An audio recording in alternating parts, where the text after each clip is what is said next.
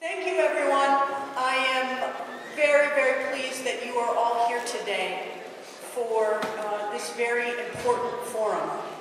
We have a number of excellent speakers who are going to talk to you here today. I want to welcome you and say a very few words. And those words consist of this. We are a community. We are a group of people who in many ways are very different from each other, but we all care about each other. And there is a plague of violence that is scarring each and every one of our souls. This community is big enough that you can reach your dreams, and it's small enough that we all suffer tragedies together. And there have been too many tragedies by people, particularly young people, making bad decisions. And I know that I don't have to say that to you because you live in this community, and unfortunately all of you know too many victims. We're going to talk to you today about making good decisions and smart decisions and realizing that you are part of the solution to stop the violence. Many times as young people you hear about bad peer pressure and the bad things that peer pressure can make you do. I want to tell you that there's a good side of peer pressure. And the good side of peer pressure is that if each one of you says, I will not be part in any way, shape, or form with someone or a group of people who thinks or acts in a way that violence is an answer. If each and every one of you pledges to do that and takes yourself away from situations where you think that that may happen, then we will be on the road to a peaceful, beloved community. And that is what all of us want, a place where you can realize your potential and where we can celebrate all that is Syracuse and all that you have to offer, because all of us on the stage believe that you are the best and the brightest, and our hopes for the future are in you and what you accomplish. And violence is simply a way to stop achievement in our community, and we can no longer have that happen. So thank you again for coming, and with that, I am going to welcome Pastor Jaime. Thank you, Mayor Minor. We want to just give you a little bit of the ground rules that's going to occur, and we'll talk a little bit about what's going to occur in this Stop the Violence Forum. But we'll introduce our panel a little bit later on. We'll let you know how the panel is going to interact. It's very important that you understand that this is a day of dialogue. This is a day that we want to be able to hear one another's thoughts, to share and possibly come up with some solutions, as well as hear various perspectives on the issue of violence that continues to plague each and every one of us in our very own community. And so with that said, we will move forward. We'll have a panel discussion in a few moments, but it's now time to hear our keynote address. And our keynote address comes from a young man that has made a difference in the world of television and in the world of film. He is one that has literally gone from small screen to big screen and has made a big impact in the world of film and television, and not only in the world of film and television, but literally making his footprint in the community. He is currently now in the process of doing a play in which he's acting, directing, and he stepped away from that to be with us here today to share a little bit about his passion for community, and his passion and his love for young people, and his passion and his care and his concern to have community improvement and putting an end to the violence which literally has been plaguing our communities. And so without any further ado, we are pleased to introduce to some and present to others our friend and brother and actor. You've seen him on Girlfriends, you've seen him in some of the movies of old, and we're glad to have him here in our very own city of Syracuse. And would you please give a Syracuse welcome to Mr. Khalil Kain.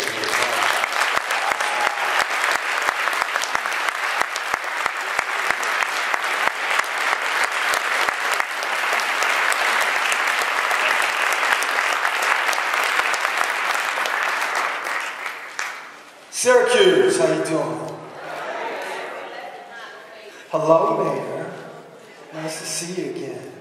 It's always good to see you. Yeah. All right. Honestly, I'm here because I was in Charlotte a while ago for the Democratic National Convention to support my president, Barack Obama.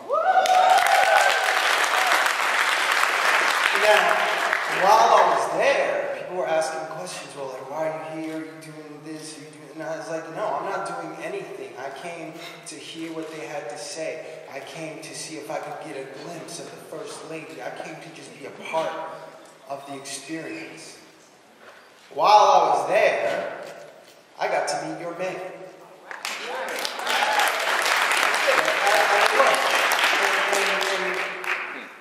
Your mayor is very cool. I like Mayor. So she heard about some of the things I was doing in New York. Now, in Harlem, I work with an organization called Harlem Mothers Saves. And this is an organization that helps to bring the parents back, mostly mothers, from the brink after having lost a child to gun violence. They do it through counseling, uplifting money, so be lawyer fees, going to the hospital, going to the jail, doing whatever needs to be done to try and make these families whole again. Now, I got involved and started talking to some of these mothers and started walking around the community and realizing the need.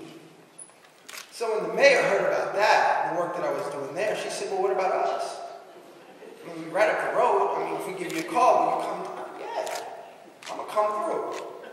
So as you see, I'm a man of my word and I came through.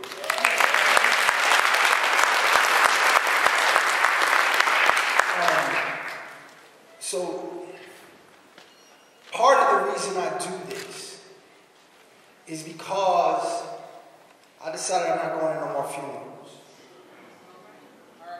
Sick of it. It's hurting my soul. But at the same time, you have family and loved ones and friends that need your support. And somebody like me, knowing me in the world, they figure, yeah, Khalil's going to be here. But no, I'm not, because I'm not going to no more funerals. I'm not doing it. But even that started to hurt my soul, because I said, hey, man, you're abandoning your loved ones, people that you care about, and they're going through something tough right now. But what am I going through? I'm going through it too. It might not be my brother or my father or my boyfriend but I'm still feeling it because it's my community and I love my people. So I had to do something. And this is what I'm doing.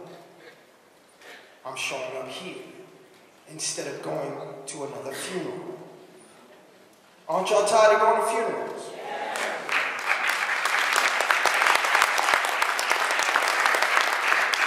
We're talking about our youth here. The next generation that's supposed to be taking care of y'all when y'all are old and can't get around no more. We kill them all off, what we got left? We have to start teaching our children empathy and the importance, the value of a human life. When we start caring about each other, the whole idea of harming your brother or sister seems very, very foreign.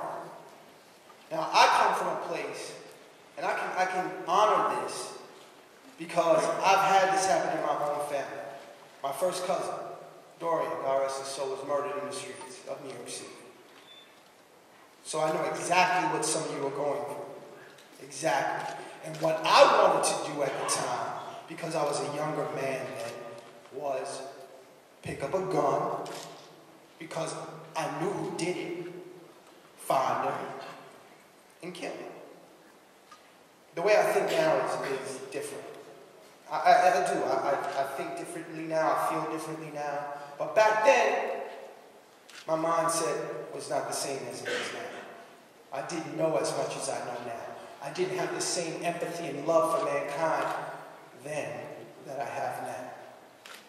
So when we start teaching our youth early on the value of a life, how to care for their brother and sister, how to love the community and their culture, this is going to start to dissipate, start to fade away. I couldn't even imagine doing something like that now. What happened to me was I found the arts. I found something to put my passion into, something that took my imagination and gave me a path to walk on. And now all of a sudden, movies, TV, stage, and I'm here talking to you. Now I have a voice. So, as individuals, you can decide to find something that's going to give your life purpose. Because I think that's part of the problem. These kids are out there, they don't really see the point. What's this all about? Where am I going? What am I doing? What do I have to look forward to? I mean, right now, I got too much to lose to be messing around like that. And I've worked hard to get it. I ain't going to throw it all away over something stupid. No. I'm going to behave myself. I am. I love this life. It's a good life. And it doesn't necessarily have to be the arts. It doesn't have to be acting or singing or dancing or sports. They can be a lawyer, an engineer, a reporter, a photographer. I mean, our youth is brilliant. They can do anything they want, but they don't know that. And it's our job to tell them that they're beautiful and they're brilliant and they have something to offer. So we can complain all we want about them, but we need to start doing something ourselves. And all this talk is great and all, and everybody says, well, what are we going to do? I gave you a suggestion, and me standing up here is me doing what I can do, but at least I'm deciding to do something. So y'all as individuals need to start deciding to do something, anything. We are in a desperate time right now. We all got a pitch in. So let's start figuring it out, folks. Thank you very much. This is a dialogue. We're not all going to agree on everything, but the common denominator is one way that we can first of all stop the violence is by having respect. And we want to begin by having respect here in this place for each and every person's opinion, whether we agree or we disagree. And so those are the ground rules. We'll now move on to the panel. We'll ask the panelists to introduce themselves to the audience. Good afternoon, my Syracuse community. First of all, I want to thank God for allowing all of us to be here today. Everybody to get here safe. This is a real important topic in our community. I'm not going to repeat a lot of what was said, but we know one death in our community is one death too many. I'm glad to see everybody come out to participate in this dialogue, and hopefully everybody will take something back, go to our respective corners in the community, and start putting the work in so we can transform our Syracuse community and make a better future for our young people. Thank you. Good evening. Certainly a pleasure to be here, though we wish it was for a different subject matter. I want to welcome and thank everybody for coming out to what has been echoed before, and I'll echo myself, a very important event and discussion in a nutshell for the few people that I might have spoken to before. I believe you may know my position, and for the others who don't, you'll hear it now. Parents, we need you. That's the bottom line. In my opinion, that is a big part of the solution to our problem. I look forward to a very healthy and worthwhile discussion. Thank you. Good evening. I just want to say that collectively we can do anything. As individuals, we're going to have a tough time. We're going to continue to struggle with the same problem. We have a group of people that are assembled here today that's going to ask, respond to questions. But the power comes from you all that's sitting out there in the audience. You have a lot of power as individuals, but collectively, you are stronger than anyone wants to give you credit for, except for me. I believe, I know, and I feel that we're going to get through this, and we're going to get through this together because that's what Syracuse does. We're a strong community, and I have great confidence in the people of the city of Syracuse. So let's work together and do whatever it takes to get over this very tough hurdle that we're facing. Good evening. Good evening. I'm Wes H. Jackson, Jr. I'm the newly appointed resident agent in charge for the Bureau of Alcohol, Tobacco, and Firearms.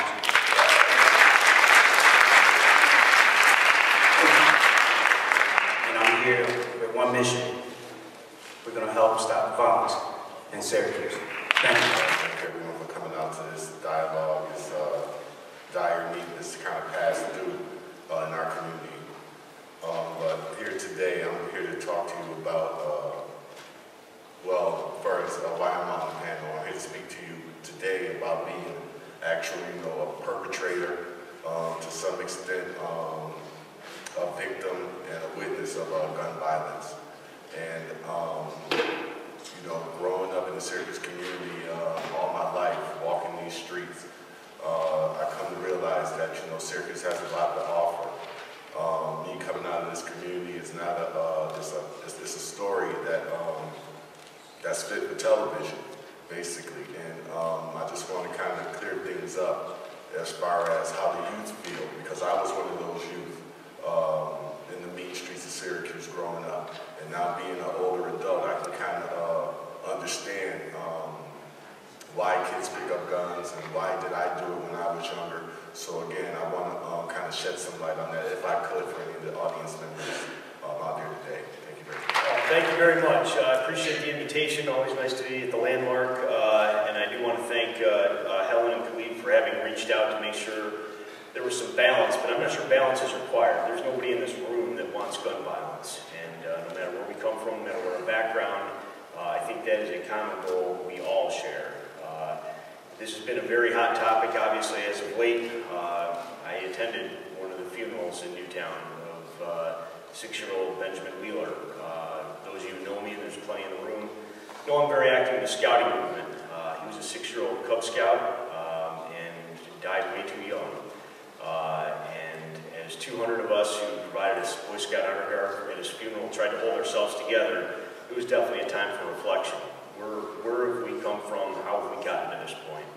I represent the voice of the law-abiding gun owner, those people who do stay within the confines of the law, and are very concerned that a lot of the political movement to answer the scourge of gun violence is landing squarely where it doesn't belong, and that is law-abiding citizens, quite frankly. Not enough is doing to prevent gun violence in the first place, and not enough is being done to stop gun violence once people choose that path.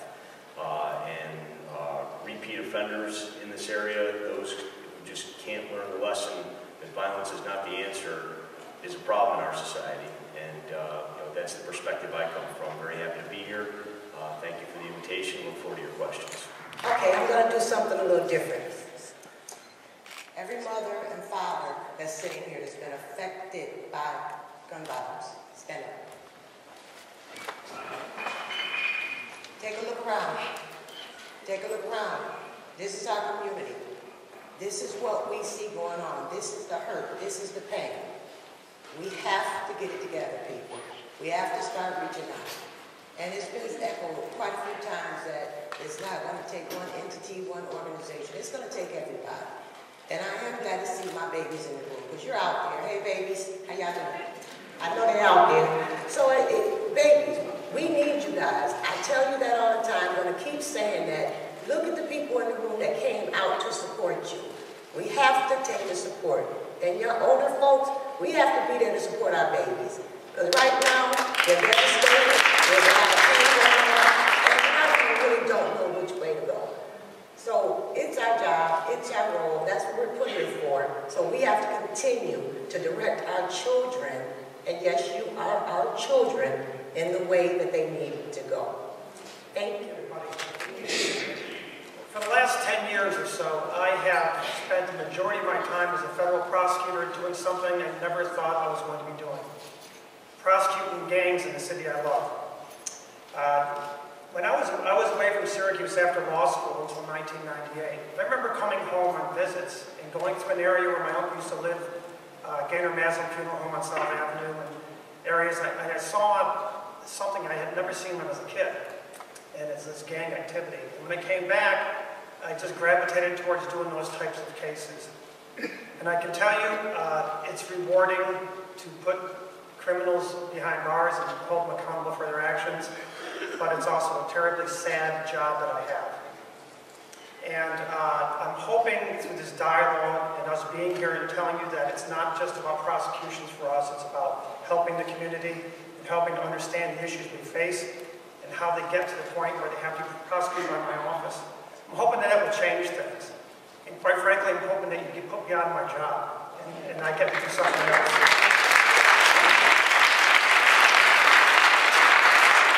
Something Khalil said really struck me like a thunderbolt, and I have to share the story with you because I think it drives home the issues we're all facing.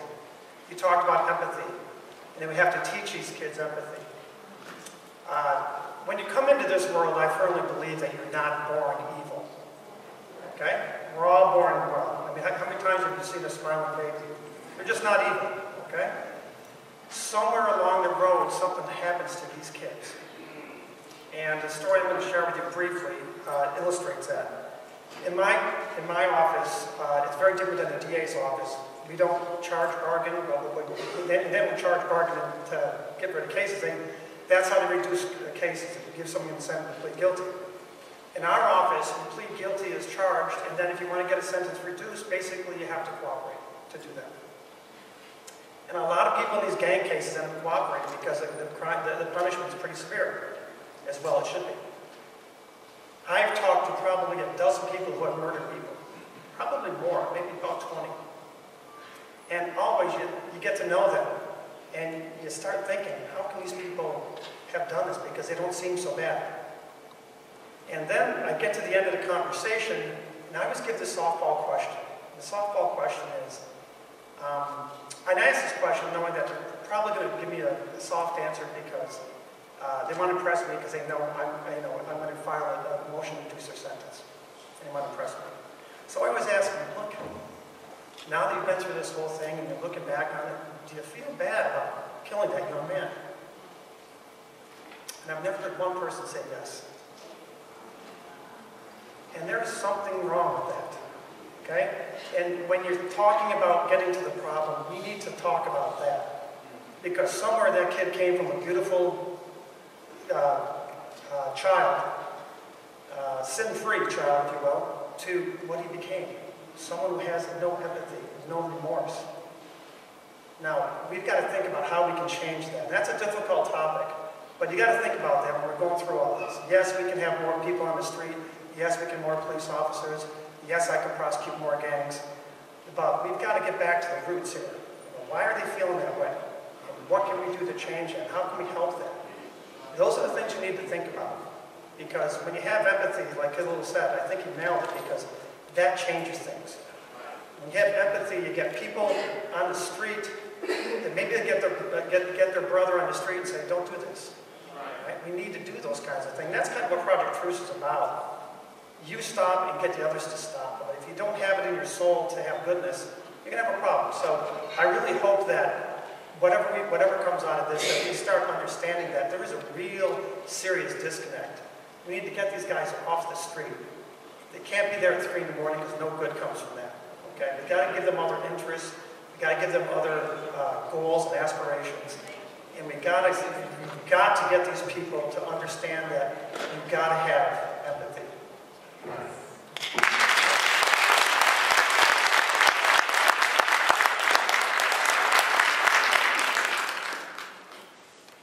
Detective Tim Galliano from the Syracuse Police Department. I'd like to thank you all for allowing me to be here tonight on the panel. Welcome. I speak on behalf of the police force and particularly the Gang Violence Task Force where I work. I work hand in hand with the U.S. Attorney John Cacco in taking down the worst of the worst that are out here in this community. On top of that, I also go out to schools when they request to get gang training on an anti-gang message that I like to give to usually 6th and 7th graders. In fact, yesterday I went to Fraser School and I actually taught a class all day, and probably about 15 kids per class, 4 classes during the day. And always in this message, I ask for a show of hands as to who in the room has been affected by gun violence, either from a a loved one that's been victimized, or a friend, or family member, and at least 80% of the children, this is the ages between 10 and 12, raise their hands. And during this presentation that I give them, I show them pictures of kids that are now involved in gangs, some of which are deceased, no longer with us, and others that are either facing federal prosecution or currently incarcerated. And these kids know some of these individuals.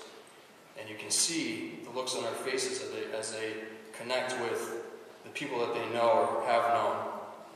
And the message does get across at some point. And I feel that us as a community can reach these children at this age and younger, because these are the kids that are going to be the people that are leading this country, the people that are making changes for this city.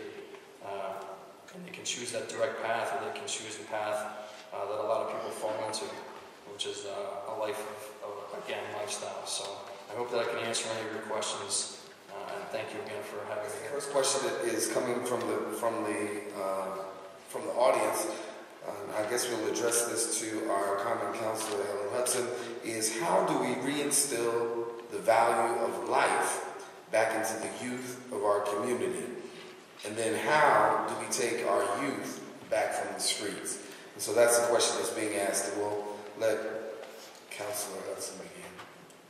Okay, my opinion is that, as Khalil said, and quite a few other people said before him, I think we have to start letting our babies know their value, because they do have value. I think that we've forgotten that, and they've forgotten that. Because I know that in the paths that I've crossed, I've heard comments from some of the men, and they'll say, not messing with them kids, they're crazy. You know what? They're not crazy. And we have to stop saying things like that. We have to start reinforcing how valuable they are. For me, we've lost 3 generations. We've lost 3 generations of our babies. This is our 3rd generation. We have to get them back. We have to instill in them. We have to support them. And we have to continue, in my opinion, to show them opportunities and open doors for them. That's my role. That's our role. And that's what I think we need to continue to do. Question is, what is being done to help the community? Do we think of other ways to solve the problems that are occurring with gun violence and other things? What is being done to help the community to solve the problems occurring with gun violence?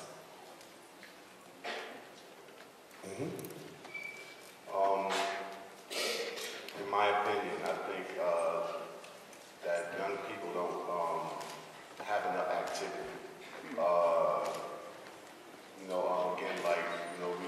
We hear a lot of things, bad, negative things, like Helen just said. They don't hear about the good things, or they don't have a way to express themselves. As far as if you wanted to get into stage filming, acting, how would you manifest that? If you wanted to be a basketball player, football player, how can you manifest that and have somebody support you to help that grow? I think our community is lacking in resources that help young men and women kind of reach their potential. Okay, I think that's a problem. In regards to what we're doing, this is obviously something. In regards to what needs to be done, and I want to maybe echo somewhat of a little bit of what Councilor Hudson said and what I stated earlier. One very easy way to put a dent in the violence is for each parent to be aware of where their child is.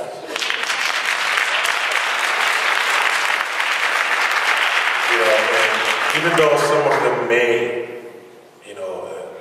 reach a little beyond the rules, I'm pretty sure that a good portion of them, if they saw their mother or father coming,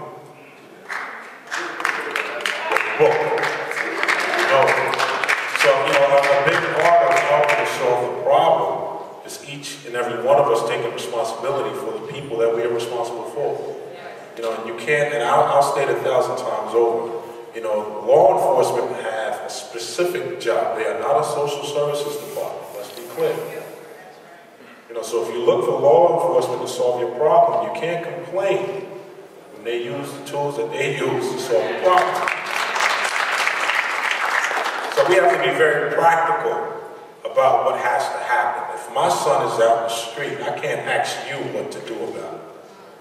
I need to do something about it. And I just want to touch base on what Khalil just said. Because we're talking about, I know that Scott went to legislation. We can't legislate our way out of this. We have to start changing the mindsets. We have to start changing the cultures within our communities. And we have to start getting through our young people and their thought process. You can write any law in the world you want to write. Where are we at now with all the laws that we have? So, this mindset and this culture. I think in the work that I do, I have a little phrase for that. It's called drive-by parenting. Get your kids off the corner. Nephews, your nieces, Okay. We're hearing a lot about Stop the Violence Through Syracuse Truce. Can you explain what the truce really is to us? Syracuse Truce is a new program that we have in our community. It's a two-pronged program. Let me talk about the law enforcement side. We've assembled a large group of law enforcement partners. Some of whom are here today: ATF, U.S. Marshal Service, the FBI, various federal agencies, the U.S. Attorney's Office, the District Attorney's Office, the State Police, the Sheriff's Department, DMV, any law enforcement arm that we can think of that we're going to use to come after those who are committing acts of violence in our community. That's one side. The other side is that we've assembled a group of social service partners. We called a lot of young men in a group setting just like this, and we explained to them about truce. We explained to them that we're going to use all of our law enforcement resources to come after them if they or any member of their group is involved in a gun homicide. Then we directed them to the social service agencies, because locking our young people up is not the solution. However, in law enforcement, we have to do that. If someone commits a crime, we have to enforce the laws. But we want to save these young men. We don't want to see them dead. We don't want to see them in jail. So we want to give them an opportunity to be successful. And through truce, there's an opportunity for that. There's an opportunity for them to become successful. There's an opportunity for them to choose an alternative path to violence, and so that we can save them. And that's truce in a nutshell.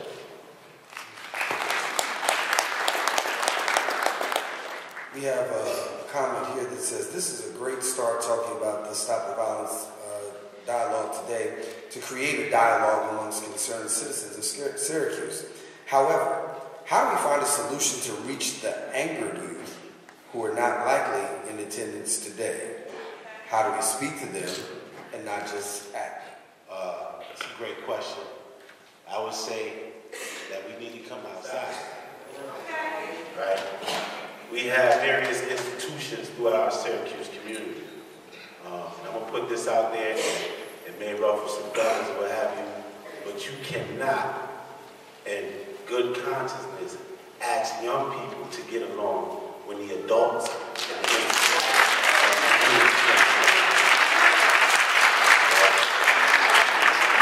So we're not going to sugarcoat this thing. Some of you parents have gang mentalities, right? Some of the language that the parents in the community use reinforces the existence of gangs in the Syracuse community, right? So we have to be real with one another. I know that's an ugly mirror we have to look into at some time, but we need to put our egos away, because that's what's killing us. Too much pride, right? We have to practice empathy, like was heard here.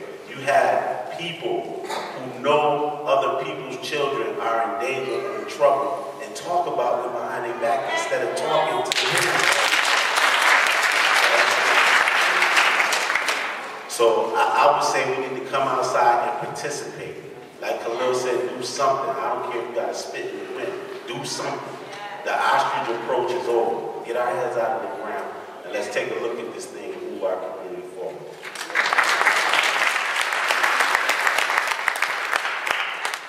I have to say in advance, I have a bunch of questions in here, and so I'm going to tell you in advance right now, do not shoot, I'm just a messenger. We probably will not get to all of your questions because I've got this, I've got this, I've got a bunch. So we're going to try to get, but what I'm going to try to do is really stay focused on the specific themes that we're talking about here and really be able to get, some of you have comments, and we want to be sure to share your comments as well. One comment that we received is, it is imperative that we provide more opportunities for these young people, examples, employments, the arts, trades, etc. And so that's one point.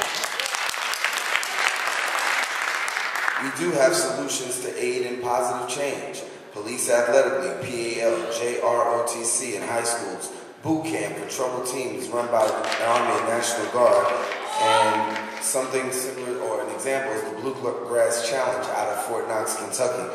That's another comment that we received. What, as single moms, can we personally do to help our community with regards to gun violence? But this is a good question. I don't know. There's churches, there's government, there's the councilman and the chief of police. You got to deal with this at home. And as a single mother, my mother had me when she was 17. By the time she was 24, she had 3 kids. I'm the oldest. So I learned early on that I had to pitch in. You know, I had to help out. I have responsibilities at a very young age. But the only way I was able to make some of the decisions that I made later on in life, good decisions, was from the love and support that I got from my mom, no matter what. No matter what, even when I messed up. But my mother was diligent, persistent, passionate about letting her children know that if nobody else in the world loved them, she did. And she wasn't going to allow anyone to make us feel otherwise. So as you go out in the world and you hear, you're not good enough, you're not smart enough, who are you? You ain't never going to amount to nothing. All that rolled off my back.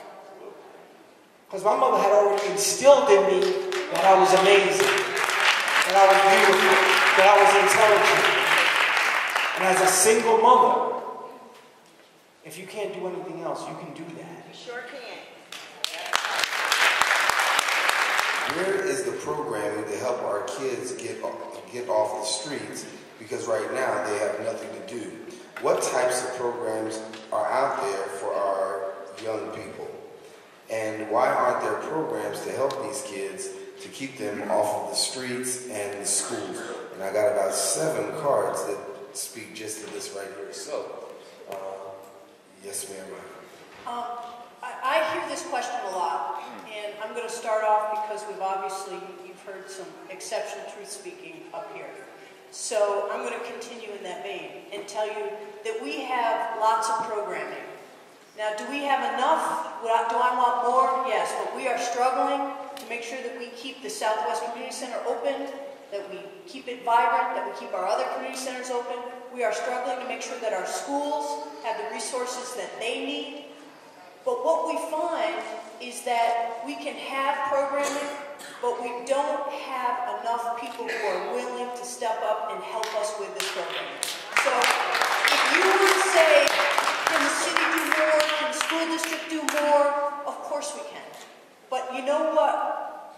We can do more together. If you stand shoulder to shoulder with us and you say, you know what? I can ref a basketball game.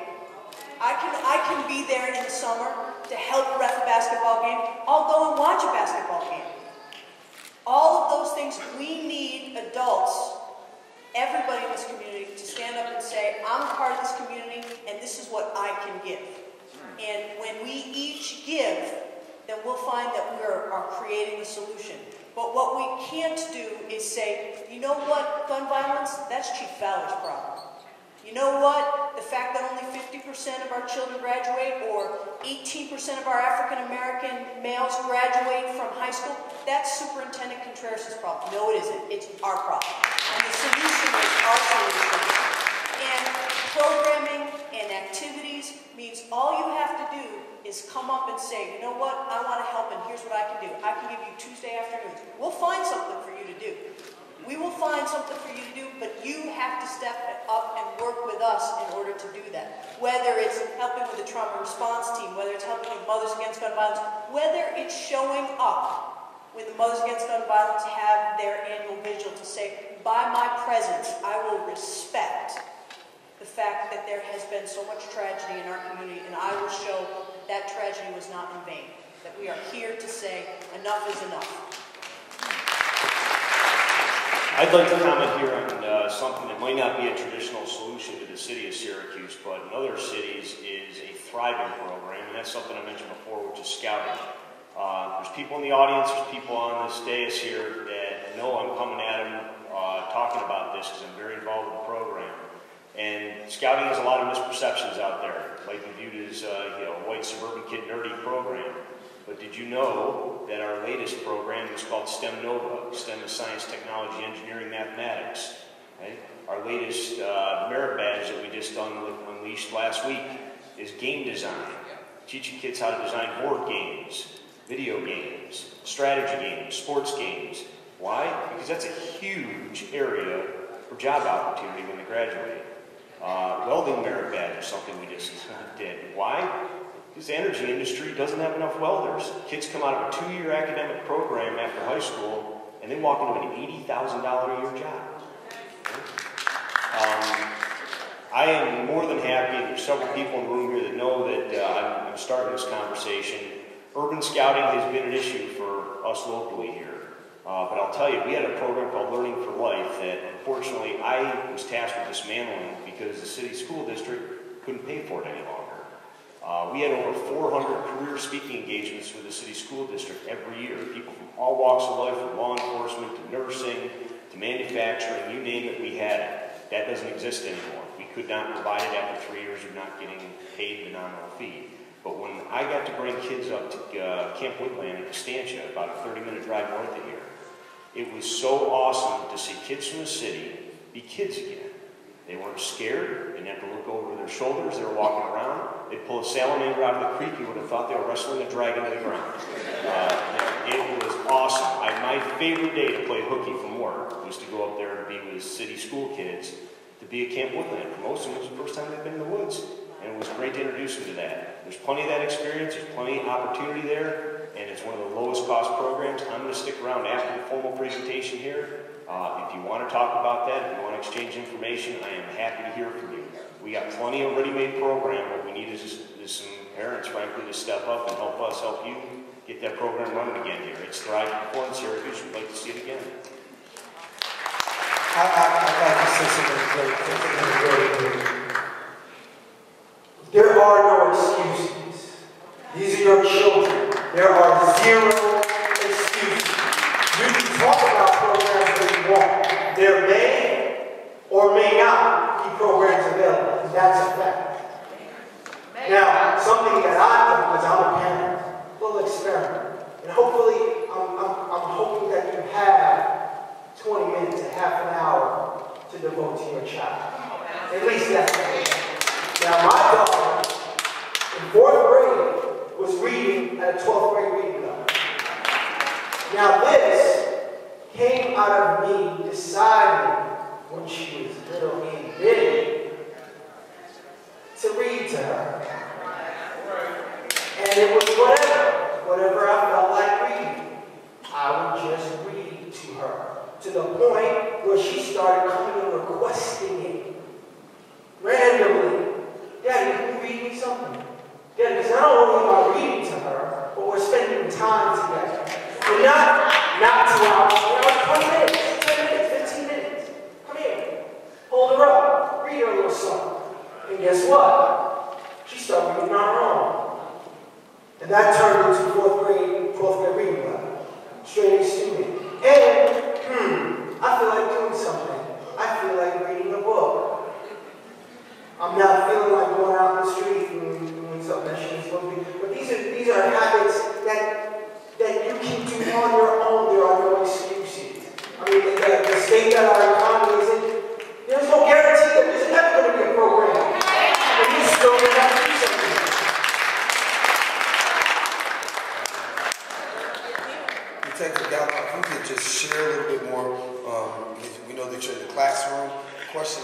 about how can kids, particularly youth, assist each other, whether it's in the schools or outside of the schools, in stopping violence? I think maybe what we could do, back when I was in high school, eons ago, we had something called peer education. And it was a class that you basically volunteered for, maybe an after-school thing. You stayed out after class, you did this peer education where you learn about your peers. You learn about other kids, other nationalities, other cultures. Okay, these kids are only seeing what they're seeing on TV, in the media, in the music, and in the people that they're coming in contact with in the streets. A lot of these kids don't have the guidance. A lot of these kids don't know a lot about other people, right? They're only acting off of what they're coming in contact with. And I think that we can change that, open up their eyes to other things. A lot of these kids, when you talk to them, they want to learn. They watch and they get the message. Some of them, you can see that they tune themselves out. They'll zone out, and for those kids, they're not lost. They just don't know how to respond. A couple of children yesterday, they knew a lot of the gang terms. They knew a lot of the gang signs, a lot of the slang, and a lot of the neighborhoods, and knew these kids as being their friends, their older friends, or so they thought they were friends. And that's how young they've been touched already by that lifestyle. And we've got to touch them and move them back away from that. We try to get across them how they can identify that their friends might be in a gang. You know, what changes will you see in your friends? How do you determine if someone's in a gang, a friend? Maybe they're not hanging out with you anymore. Maybe they're changing their dress. Maybe they're acting different. Maybe they're avoiding coming to school. Maybe they're afraid to come to school.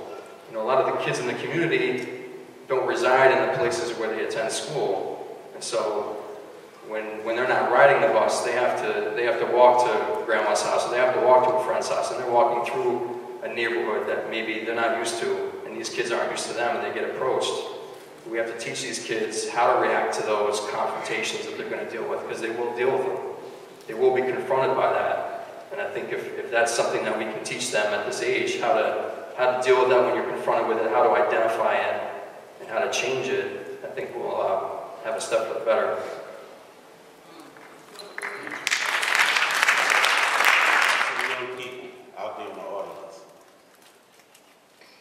We cannot teach anybody anything if they lack character, right? A lot of the young people have identity issues, right? You have to take the bull by the horns and step out there and be a leader, right?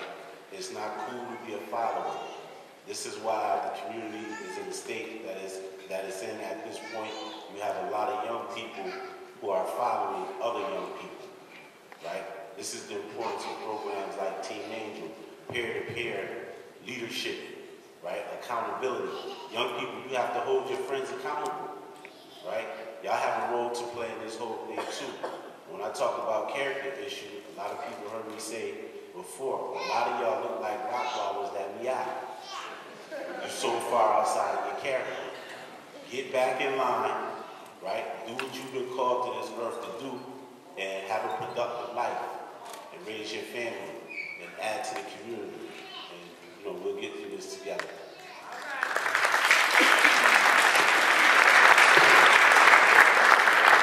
Okay, this question was very minor. The question is, why isn't the Syracuse City School District on the panel highlighting their programs? The school district is here. In fact, Superintendent Contreras is right here in the front. And, you know, there were a lot of people that could have been put on this panel. There are a lot of people in this community. As I said, the solution is community-wide.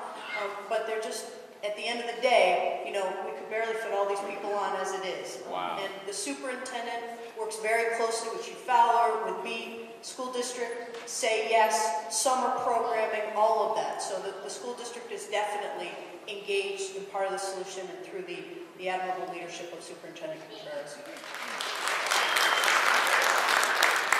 Question, what are the plans to utilize the grassroots community for solutions?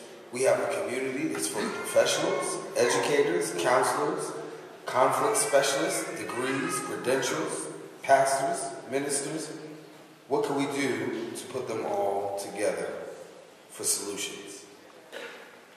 I think that is sorely lacking in the city is the ability and the courage for people to come forward when they see crimes and when they see things happening in their community.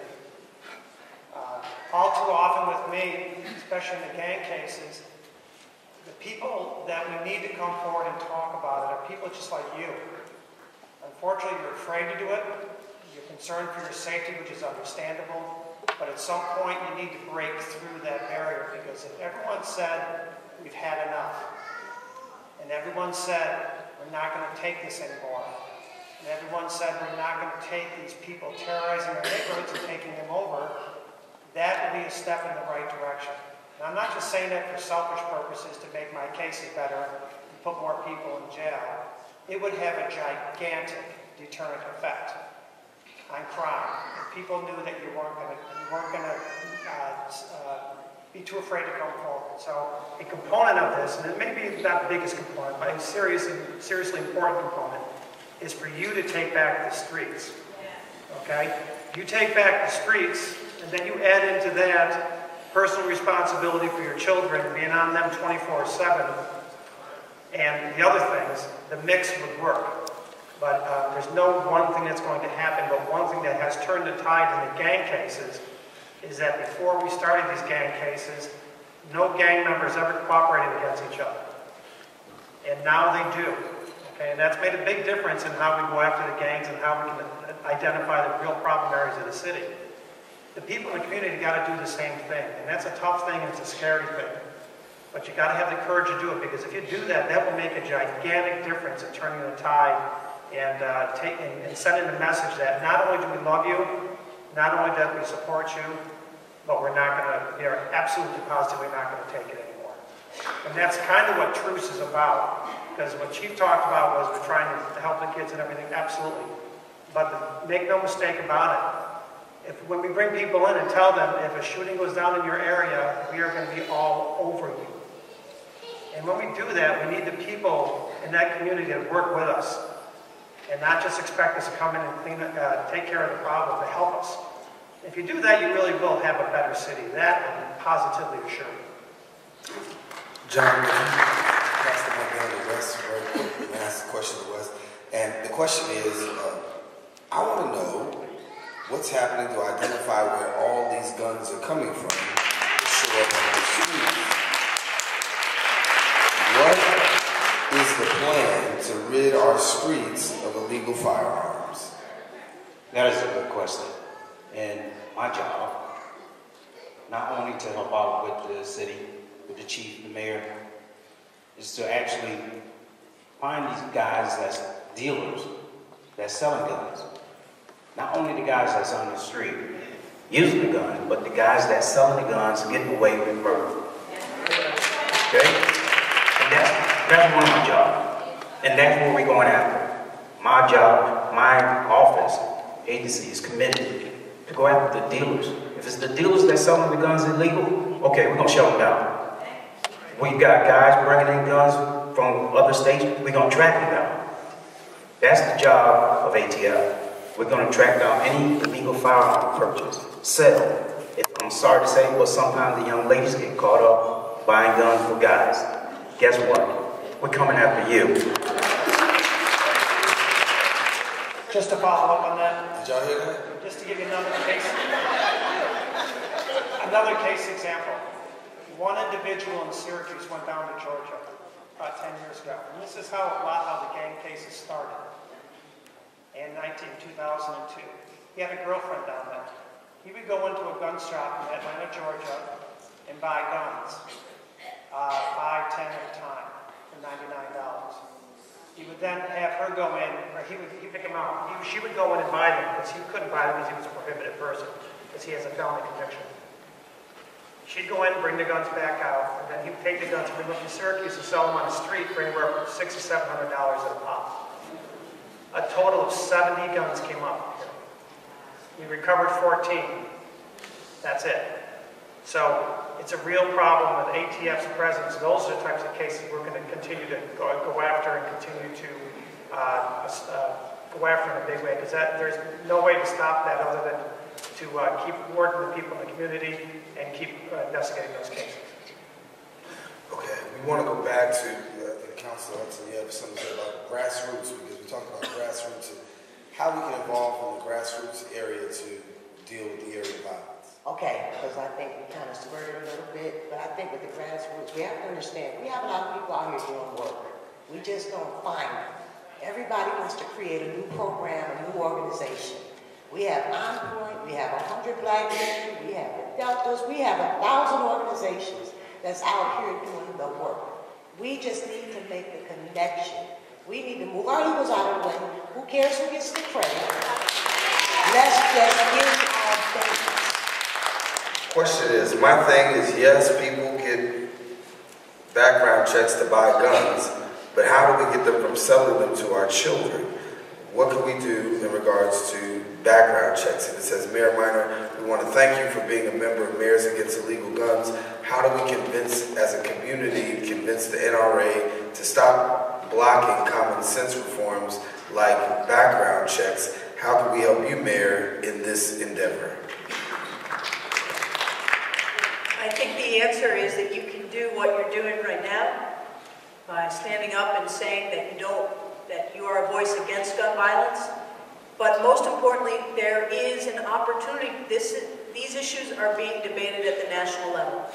And we all have a congressman and 2 senators, and you can send them emails, write them letters, call them on the phone, and say that this issue is important to you.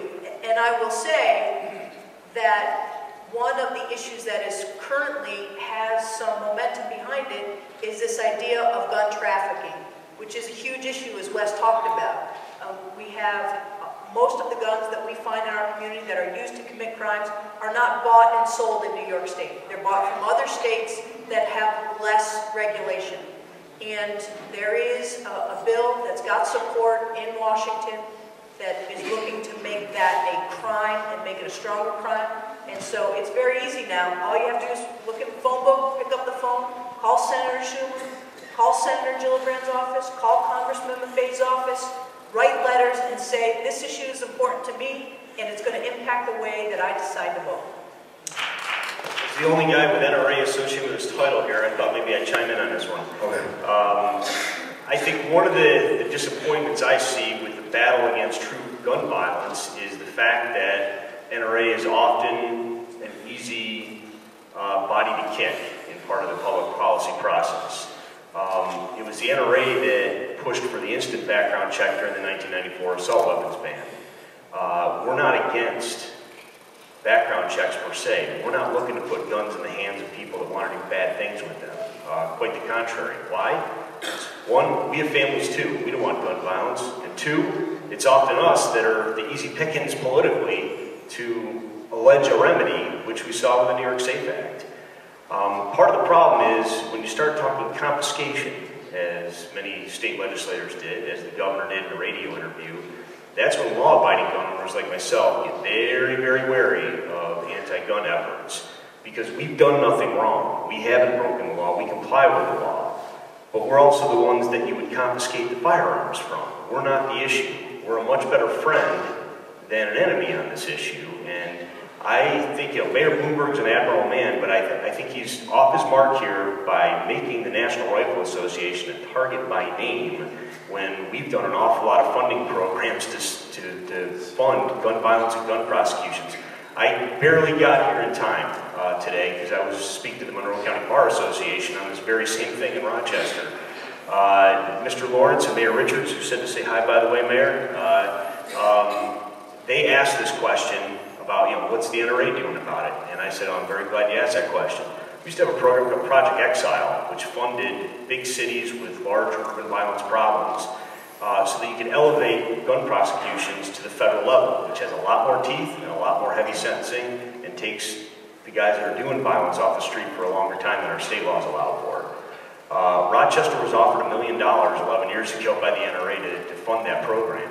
And they said, no, we don't want to take your blood money.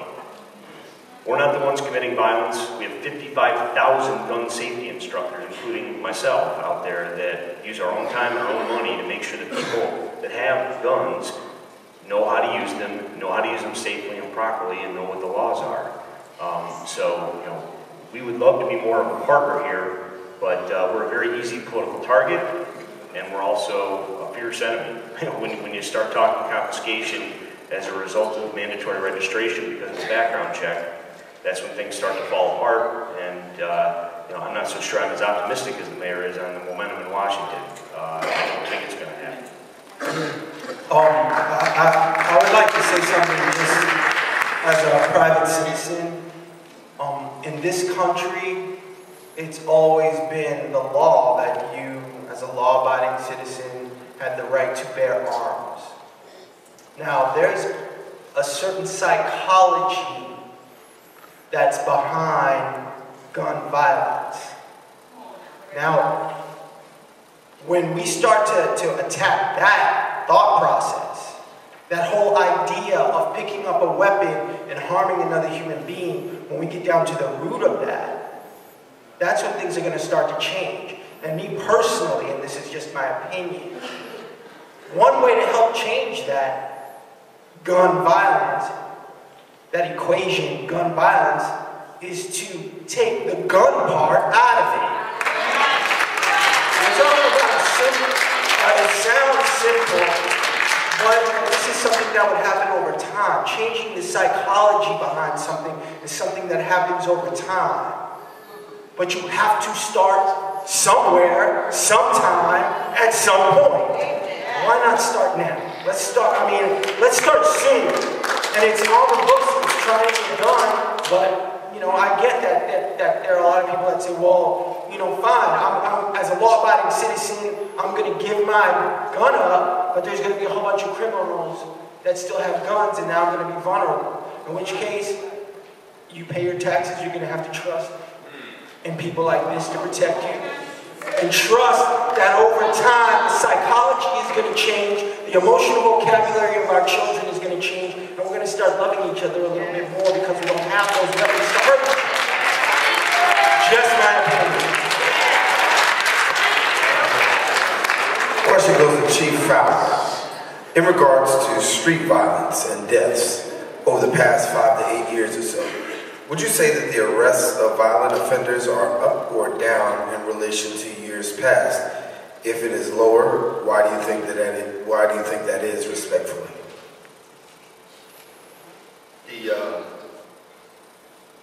The average homicide rate for the city of Syracuse is 18 homicides a year. I became the chief in 2010. In 2010, we had 13 homicides. And in 2011, we had 13 homicides. 2012, we had 14 homicides. And the national average for making an arrest successful, homicide arrest, is 62% solvability rate, 62%. Syracuse average is 85% solvability rates for homicide. So I think that answers the question. Let me just add to that and piggyback on what Khalil said. What that shows, and what you all know, because this is a small community, as Khalil just said, is that we know who's committing these crimes, and we find them, and we arrest them, and then John Katko prosecutes them and put them away. But what is it that we can do to stop a child? And if you're 18, you're a child, from picking up a gun and taking somebody else's life. And that's where we as a community have to say, you know what, I have a part of this too. I'm not going to be silent. I'm not going to be a silent witness to this. I'm going to bear witness to this tragedy and say that I have a part in the solution. And part of that solution is making sure that the people who are in your community know that you love them and you care about them. As Noble said, going out on the street and not saying that, geez, these children are crazy. Saying, no, they're not crazy. They're children, and they need guidance and caring adults in their life, and people who will not accept no for an answer, people who keep coming back. Question for Khalil. How do you get children who grow up in impoverished, poor neighborhoods to embrace their circumstances and use it as a motivation to succeed and live better in life instead of returning to do bad? I can equate that to my own life. Ooh, man, I almost cursed right there. I didn't embrace my circumstance. Why? I ain't embracing that. I'm picking up a book. Look, you know what? Cats always come to me and they're like, yeah, man, I want to be an actor too. Yo, how do I get an agent? How I can act? I want to be in a movie. You know, how do I go about it? I said, well, what are your reading skills like? Well, what you talking about? I was like, well, you gotta read the script. You gotta be able to decipher this, So there are basic skills that go along with changing the sort of psychology behind it. And even that, to address the question, is part of addressing, changing that we're talking about post-traumatic stress, y'all. Whether this has happened directly in your family or not, if you live down the hall from these people, you're affected by it. We're talking about children that are walking through a war zone every day. They have been traumatized. You have to treat it as such. So no, we have to open their eyes to a new circumstance. And God bless my mother. I love this woman so much. She did that for me. She would show me pictures of the beach in Hawaii. Check out the pyramids in Egypt. I hope one of these days I'm going to get lucky and I'm going to be able to take you somewhere like showing me that there's a whole other world out there, not just my block that was nasty stuff. So, I don't know about this whole embracing the circumstance thing. Look, I'm over all the excuses of why this happened and why that happened. We really do we are all powerful. We really do have more strength, power than we give ourselves credit for. And so do those damn children. Start giving them a little more credit. Make them feel good about themselves. Let them know. And this is a fact. You can do whatever you want.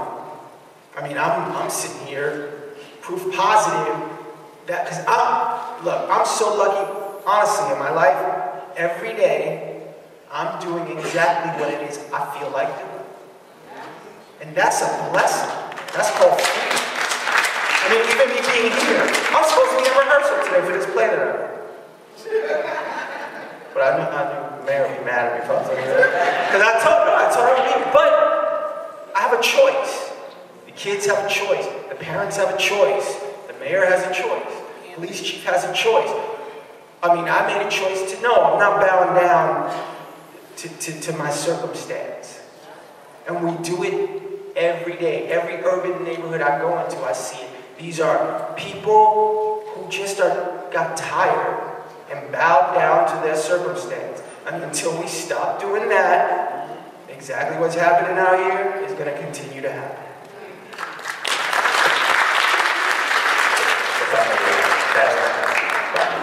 Yes, sir.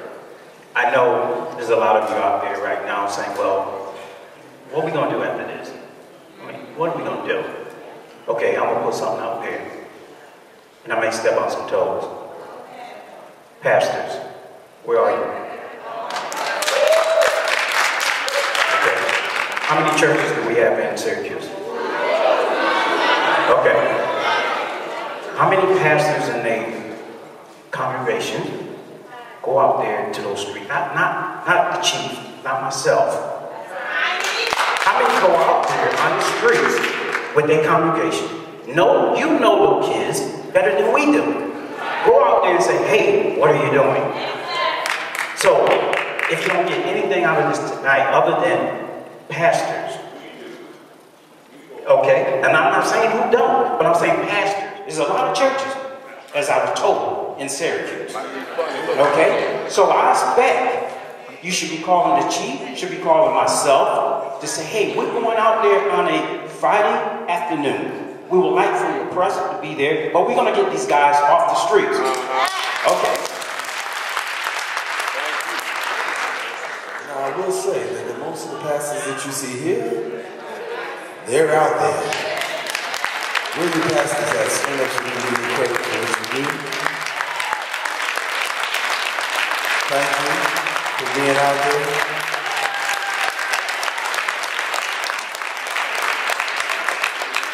So Wes, we come from that old adage where you preaching to the choir right there. We got to go out and get the other crowd. Right. Hold, take the mic.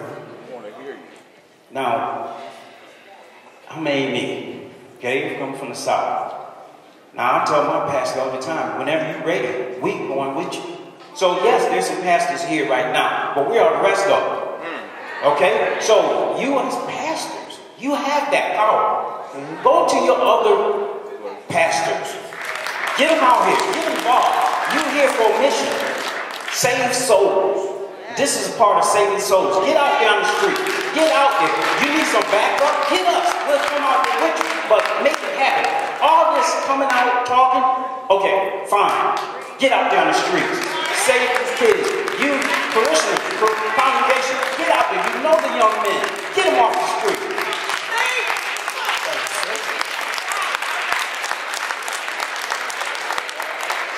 Do I get to respond? Do I get to respond?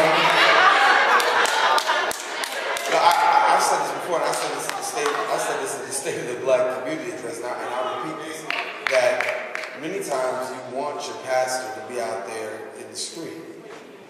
And we want to be in the street too. But here's another thing that you have to understand. You want us to go to the streets when you can't even get your kids to come to church.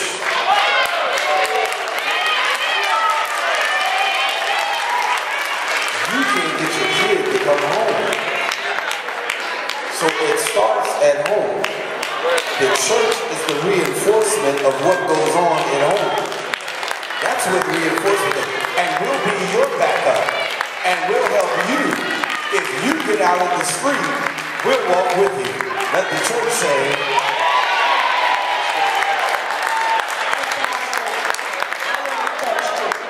because we're talking about the churches, but I'm going to talk about something that we've been talking about for a long time. You have kids in these schools. Go to those schools and see what your children are doing. Stand in those hallways and find out what's being taught to your children. Stop leaving it up. It's not the pastors, it's not the schools, it's everybody working together. I stand in the schools. I see the kids. You need to go see the kids. Question is for Noble, and I like this adage. There is the new KKK that's out there. The new KKK is kids killing kids. How can we get our young people to talk to one another without killing one another? Well, we know, and I know from working in the community for a long time, our crystallization of our consciousness has caused communication lines to shut down. Our young people don't know how to communicate with each other. We, as black men, won't even tell each other sorry. Right? Because if you tell another man sorry, that's mistaken for a weakness, or that's your soft. It starts back with Brother Khalil said, teaching empathy, right? We dehumanize each other just by our mere language. That's why it's easy for a young brother to pick up a gun, go to another neighborhood and kill somebody because he doesn't see him as a human being. Through the language, this chump, this punk, so on and so forth, so it's easy to kill him. They'd kill somebody and go to McDonald's right after. You're talking about a sick psychology. And we have to stop demonizing our children. We act like they fell from outer space with guns and start shooting each other. This is why it's sad when we attend funerals, they almost like family reunions. Because the adults, oh, we grew up over here in the Pioneer homes together, remember, we came from down south in the bricks, we was up on the east side, so on and so forth, but it's a dead young person laying in front of the church. that everybody knew. So we have to take preventive measures. All that could have been talked about beforehand. My nephew trying to kill your nephew, me and you won't say nothing. Right? It's almost like we got a sick, fiendish excitement about the young males being thugs or something. Because you may lack that in your childhood and didn't have the heart to do those things. Right? We just have to keep it real. So the kids killing kids, that's just an effect. The cause is the lack of parenting. Right?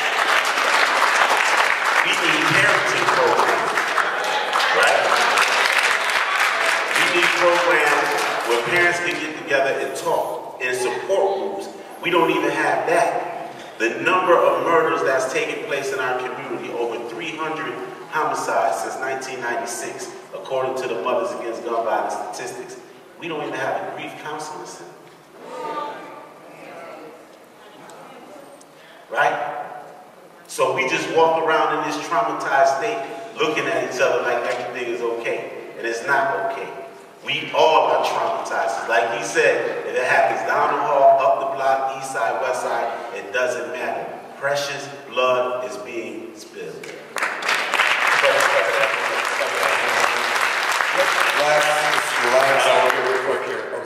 To add to the communication, these kids aren't communicating verbally to one another face-to-face and having a dialogue. They're doing it through text messages, they're doing it through Facebook, they're doing it through Twitter, where they can hide behind it and be anonymous and say disrespectful things to one another. We have kids in the streets killing each other over Twitter postings, Instagram pictures, Facebook postings, and it's up to us as parents to get on there and monitor that stuff and stop it from happening.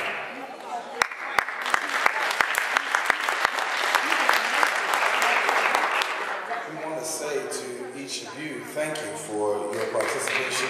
But before we do, the final comment by Councilor Hudson.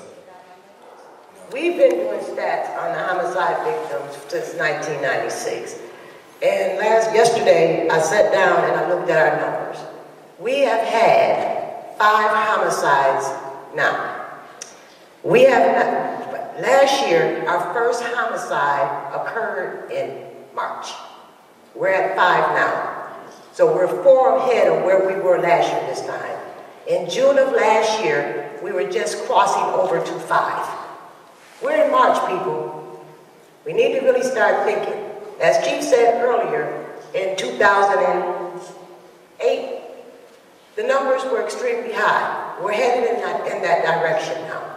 If we don't get our young people and tell them, put down the guns, stop the violence, your life is precious, we love you and we value you. Thank you.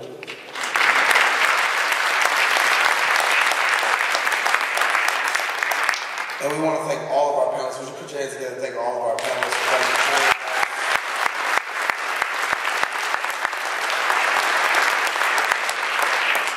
Now, as you can see by my 2 handfuls of cards, we could not get to everybody's question. And we tried to get to as many and condense them as well as we can. We want to tell you that you can follow up. There'll be follow-up on the City of Syracuse's website with our mayor, and also on the website that you can be able to find out more information, that this conversation does not just end here, but it continues as we continue to move forward from here. Once again, to thank all of our panelists for coming and sharing with us, and thank you for coming out. Thank yourselves for being a part of this.